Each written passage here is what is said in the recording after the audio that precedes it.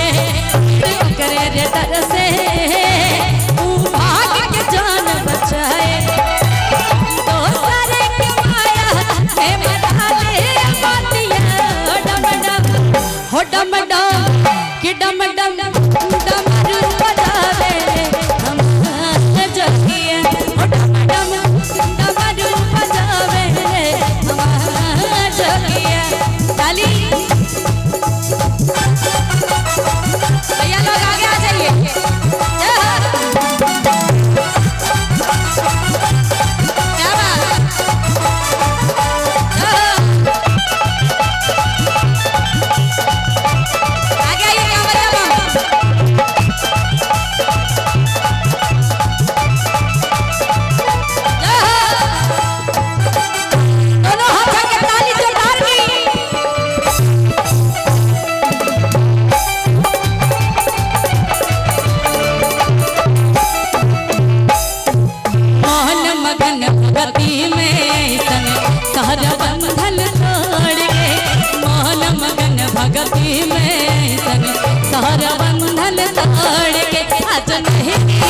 आज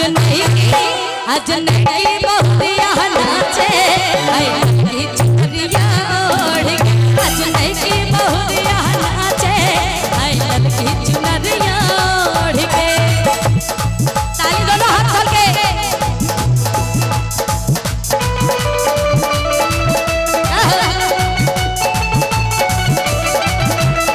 क्या बात झूम के दोनों हाथ खोल के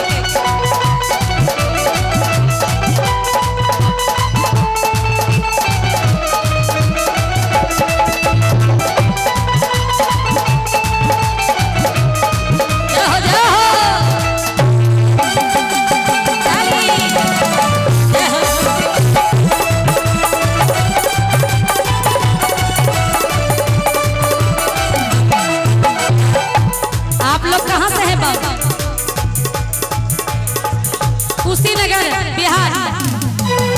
यूपी जरा दोनों हाथ उठाइएगा कि यूपी वाला ठुमका लगाओ कि यूपी वाला ठुमका लगाओ भैया जरा नाच के दिखाओ यूपी वाला ठुमका लगाओ भैया जरा नाच के दिखाओ नाच के दिखाओ भैया नाच के दिखाओ नाच के दिखाओ भैया नाच के दिखाओ एक मिनट कितने यूपी वाले बम है जरा दोनों हाथ उठाइएगा ऐसा लगता है कि पंचर बम है अपना जरा सा आगे आइए सब एक कुर्सी लाएंगे जरा ये सब आगे दोनों हाथ उठाएंगे बोल बम का नारा है बाबा नगरिया दूर है पूर्णिया सेवा शिविर का चाय पी लीजिएगा एकदम एनर्जी आ जाएगा और अगर हो सके तो खाना भी जरूर खा लीजिएगा आइए दोनों हाथ ऊपर उठा के और एक बार दोनों हाथ खोलेंगे पूरा पूरा किनको किनको बाबा ने दो हाथ दिए दोनों हाथ ऊपर जिनको जिनको एक हाथ मिला एक ही हाथ उठाइएगा और जिनको हाथ नहीं मिला बगल वाले से उधार लीजिए लेकिन इस भजन में झूम के नाचना सबको कि यूपी वाला ठुमका लगाओ भोले जरा नाच के दिखाओ यूपी वाला ठुमका लगाओ भैया जरा नाच के दिखाओ नाच के दिखाओ भैया नाच के दिखाओ नाच के दिखाओ भैया नाच के दिखाओ यूपी वाला बिहार वाला ठुमका लगाओ भैया जरा नाच के दिखाओ यूपी वाला ठुमका लगाओ भैया जरा नाच के दिखाओ झूम के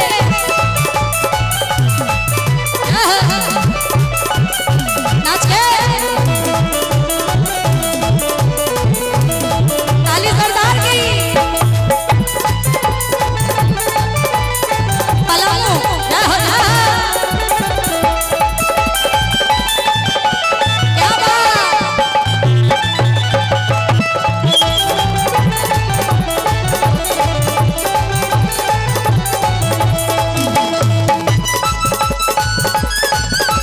ताली जोरदार की दोनों हाथ आगे नाच के दिखाओ भैया नाच के दिखाओ नाच के दिखाओ भैया नाच के दिखाओ पलामू वाले जरा आगे आएंगे हाँ इतने पलामू वाले हैं जरा दोनों हाथ उठा के पलामू वाले ठुमका लगाओ भैया जरा नाच के दिखाओ पलामू वाले ठुमका लगाओ भैया जरा नाच के दिखाओ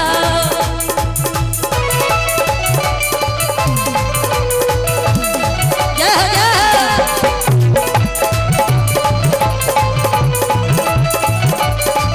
ताले